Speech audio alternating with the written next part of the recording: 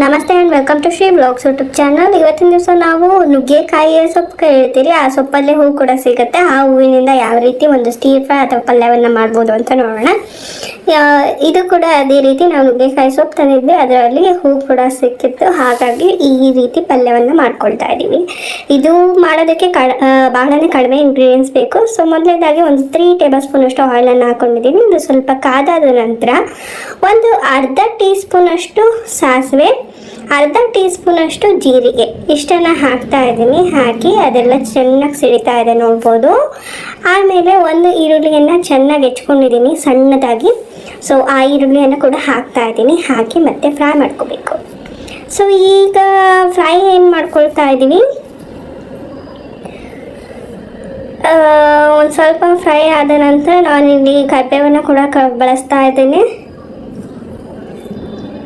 ಇದು ಭಾಳನೇ ಸಿಂಪಲ್ ಆದ recipe, easy to make. Taste ಕೂಡ ನುಗ್ಗೆಕಾಯಿ ಸೊಪ್ಪಿನ ಥರನೇ ಇರುತ್ತೆ. ನೀವು ಒಂದ್ಸರಿ ಟ್ರೈ ಮಾಡಿ ನುಗ್ಗೆಕಾಯಿ ಹೂವು ಸಿಕ್ಕಿದ್ದಲ್ಲಿ. ಸೊ ಇದೆಲ್ಲ ಚೆನ್ನಾಗಿ ಫ್ರೈ ಆಗ್ತಾ ಇದೆ.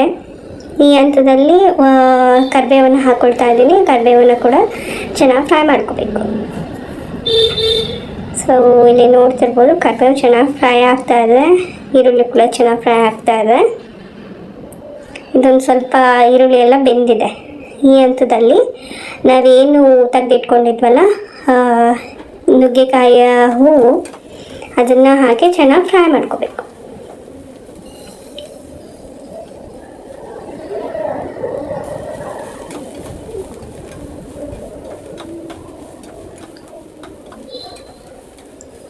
ಚೆನ್ನಾಗಿ ಫ್ರೈ ಮಾಡ್ಕೊಂಡಾದ ಮೇಲೆ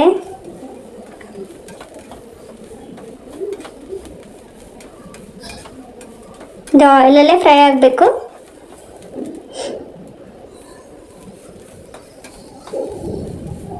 ಆಯಿಲಲ್ಲೆಲ್ಲ ಚೆನ್ನಾಗಿ ಫ್ರೈ ಆಗಬೇಕು. ಮತ್ತೇನು ನೀರು ಹಾಕೋ ಅವಶ್ಯಕತೆ ಇಲ್ಲ. ಆಯಿಲಲ್ಲೇ ಫ್ರೈ ಮಾಡೋದ್ರಿಂದ ಹಸಿ ವಾಸನೆ ಎಲ್ಲ ಚೆನ್ನಾಗಿ ಹೋಗುತ್ತೆ. ಹಾಗೆಯೇ ಅದರ ಫ್ರೇಗ್ರೆನ್ಸ್ ಕೂಡ ಚೆನ್ನಾಗಿ ಬರುತ್ತೆ. ಇದು ಆಯಿಲಲ್ಲೇ ಬೇಯಬೇಕು. ಭಾಳನೇ ಕಡಿಮೆ ಇಂಗ್ರೀಡಿಯೆಂಟ್ಸ್ ಯೂಸ್ ಮಾಡ್ತಿರೋದು.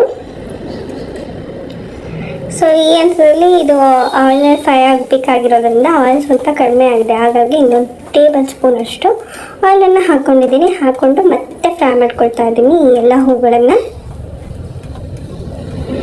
ಇದರಲ್ಲಿ ಔಷಧೀಯ ಗುಣಗಳು ಇರುತ್ತೆ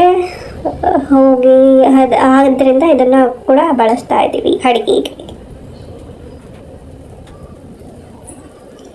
ಸೊ ಇದೆಲ್ಲ ಫ್ರೈ ಆಗಲಿ ಅಂತ ಬಿಟ್ಟಿದ್ದೀನಿ. ಹಾಗೆಯೇ ಬೇಯ್ತಾ ಇದೆ ಈ ನುಗ್ಗೆ ಸೊಪ್ಪು ಹೂವು. ಸೊ ಇಲ್ಲಿ ಅರಿಶಿಣವನ್ನು ಬಳಸ್ತಾ ಇದ್ದೀನಿ. ಹಾಗೆಯೇ ಉಪ್ಪನ್ನು ಕೂಡ ಬಳಸ್ತಾ ಇದ್ದೀನಿ.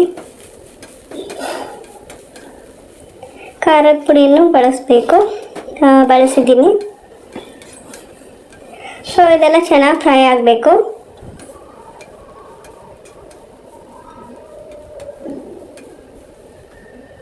ಸೊ ಇದೆಲ್ಲ ಚೆನ್ನಾಗಿ ಬೆಂದಿದೆ. ಈ ಹಂತದಲ್ಲಿ ಸ್ವಲ್ಪ ಕೊಬ್ಬರಿಯನ್ನು ಬಳಸ್ತಾ ಇದ್ದೀನಿ. ಇದು ಒಳ್ಳೆ ಟೇಸ್ಟ್ ಕೊಡುತ್ತೆ ಈ ನುಗ್ಗೆ ಸೊಪ್ಪಿನ ಹೂವಿಗೆ. ಸೊ ಇದೆಲ್ಲ ಚೆನ್ನಾಗಿ ಫ್ರೈ ಮಾಡ್ಕೊಳ್ತಾ ಇದ್ದೀವಿ, ಸ್ಟೀರ್ ಫ್ರೈ. ಇದು ಇನ್ನೂ ಟೇಸ್ಟ್ ಎನ್ಹಾನ್ಸ್ ಆಗಲಿ ಅಂತೇಳಿ ರೋಸ್ಟೆಡ್ ಪೀನಟ್ ಏನಿರುತ್ತೆ, ಅಂದರೆ ಈ ಶೇಂಗಾವನ್ನು ಹುರಿದುಕೊಂಡು ಪುಡಿ ಮಾಡಿ ಇಟ್ಟಿರೋದು, ಆ ಪುಡಿಯನ್ನು ಒಂದು ಟೇಬಲ್ ಸ್ಪೂನಷ್ಟು ಬಳಸ್ತಾ ಇದ್ದೀನಿ. ಇದು ಒಳ್ಳೆ ಟೇಸ್ಟ್ ಕೊಡುತ್ತೆ ನುಗ್ಗೆ ಹೂವಿಗೆ. ಇದು ಈಗ ರೆಡಿ ಆಗಿದೆ. Please subscribe to my channel. Thanks for watching. Keep share the video as much as possible. Thank you.